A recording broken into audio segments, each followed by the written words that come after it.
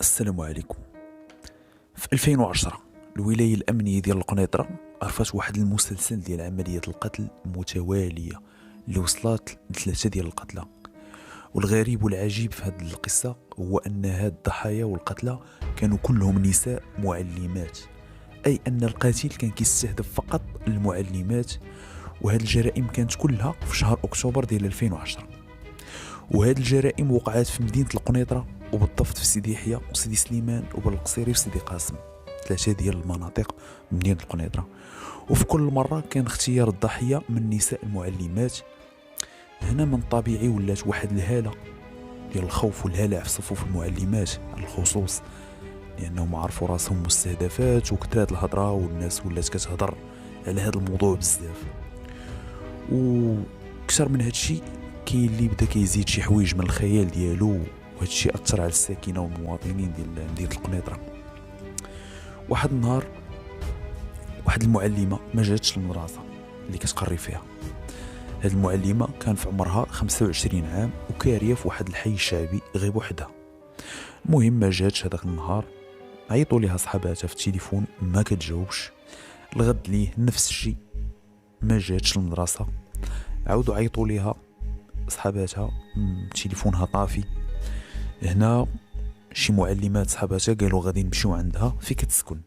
بالفعل مشاو، لما وصلوا كيدقوا عليها حتى واحد ما كيرد عليهم. هو يجي واحد السيد اللي هو كاري ليها، قال لهم انا ما شفتهاش يومين دابا، وراه اخر مره شفتها راه كانت جات عندها واحد السيده، جات هي وياها ودخلوا. هنا قالوا شنو غنديروا، غنعيطوا للبوليس. جاو البوليس، وبعد إذن من نائب وكيل الملك بفتح الباب، حلوا الباب ودخلوا. كيلقاو السيدة مقتولة في فراشها، مضروبة عدة طعنات في جميع أنحاء الجسم ديالها، وحتى من الراس ديالها مضروب، أي أنها خدات ما يكفي من طعنات باش تموت. هنا البوليس عيطوا على مول الدار، اللي عاود أكد للبوليس بأنه آخر مرة شافها هو يومين، وشافها مع ديك 6 ديال العشية. وزاد قال البوليس بأنه كانت معها واحد المرأة، وراه دخلوا بجوج للدار. صحابات السيدة اللي مقتولة حتى هما كيقولوا للبوليس بأنه يومين ما شافوهاش، وآخر مرة شافوها كانت واقفة مع واحد المرأة عند باب المدرسة. وقالوا باللي هذيك المرأة كانت كتطلب فيها تعاونها، يعني هما سمعوها كتقول ليها راه راجلي جرى عليا من الدار وضربني، وما عنديش عائلتي هنا في القنيطرة، وبغيت نبات عندك، الله يرحم لك الوالدين، غير حتى للصباح ونشوف شنو ندير. وقالوا من تما بداتها معاهم مشات، وهذيك هي اخر مره شفناها فيها.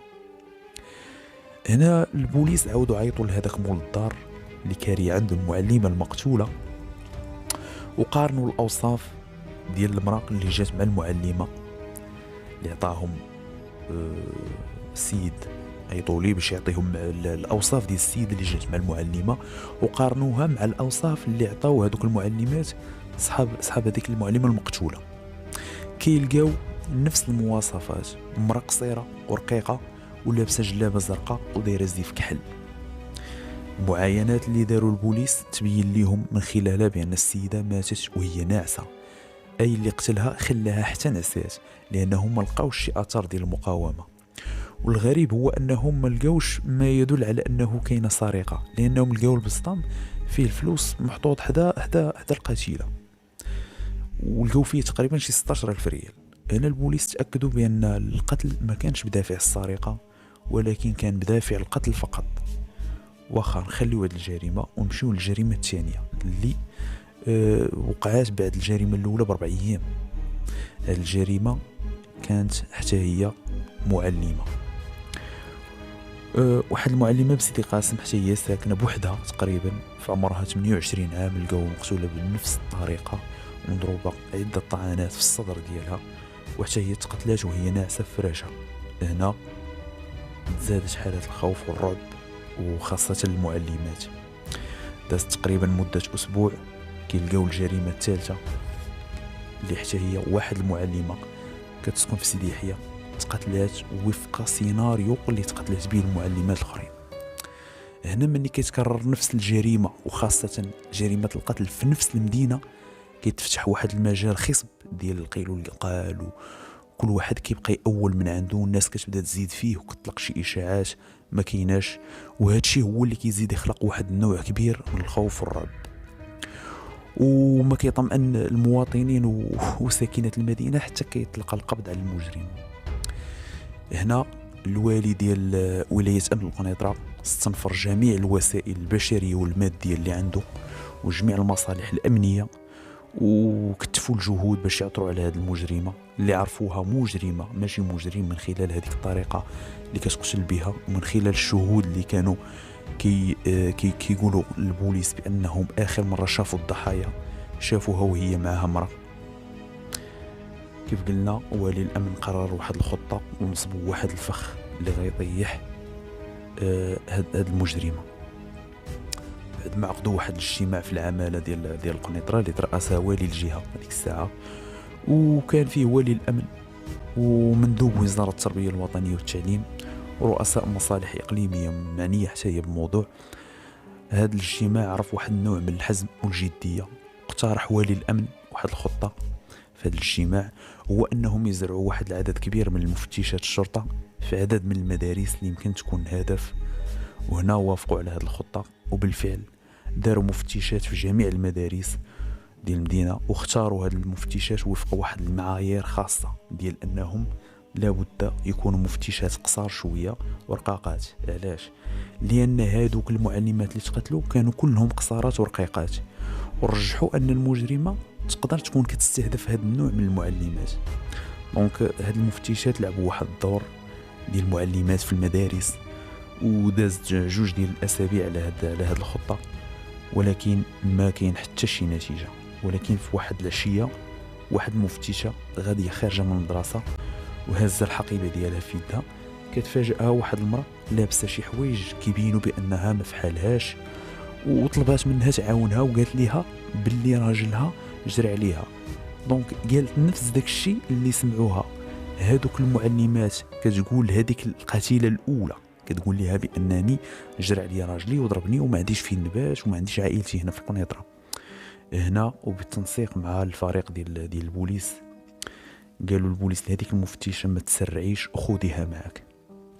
بالفعل ديك المفتشة قالت ليها مرحبا بك، ولكن قبل يلا معايا للمارشي نجيبوا شي تقضيه. علاش؟ قالت لي نمشيو للمارشي نجيبوا شي تقضيه، راه تما البوليس الاخرين يوجدوا شي سكن او شي دار اللي غينفذوا فيها الايقاف ديال هاد السيده هذا. بالفعل ديك المفتشة داتها معاها المارشي، تقداو وجاو دخلوا للدار اللي طبيعة الحال كانوا فيها البوليس في واحد البيت. هنا المفتشة قالت لهذيك المرأة انا صراحة ما فيا لي ياكل وراني عيانة وغدا خدامة مع الصباح غنمشي نعس، وانتي الا بغيتي تتعشي سيري طيبي راه الكوزينة. هنا هذيك المرأة حتى هي طالبة عليها، قالت ليها حتى انا ما فياش الجوع وباغا غير نعس. قالت ليها المفتشة واخا تعالي نعسي في هذا البيت. المهم المفتشة خلات هذيك المرأة في فراشها، دخلتها لواحد البيت وقالت لها انتي نعسي هنا، فرشت ليها. وشنو غادا دير المفتشة؟ جات لبلاصتها وحطات المساند وشي حوايج وغطاتهم بالمانطة وكأنها ناعسة، وقطعات الضوء ديال الدار ومشات دخلات عند البوليس في هذاك البيت الاخر، وبقاو كيتسناو. دازت تقريبا شي ساعة كيبان لهم السيدة خرجات من البيت وهازة واحد البيل صغير وجات كتسلت بشوية ووصلت حدا الفراش ديال المفتشة وبدات كتضرب وما يخرجوا عندها البوليس. قالوا لها على سلامتك، داروا لها المينوط.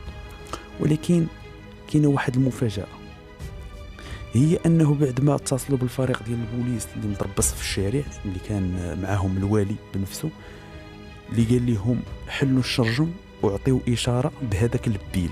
بالفعل هزات هذيك المفتشة هذاك البيل وخرجت يدها من الشرجم وعطات اشاره بالبيل، وهي تجي واحد السياره كات بواحد السرعه، سياره كات كحله، نزل منها واحد الشاب في عمره تقريبا 32 عام وبدا غادي طالع مع الدروج ديال الموبل حتى وصل عند الباب ديال الشقه، وحلوا عليه البوليس الدار وداروا ليه المينوط وداوهم الكوميساريه. طبيعه الحال البوليس ما محتاجينش الاعترافات ديالهم، ولكن السؤال كان هو علاش كتقتلو وعلاش بالضبط المعلمات.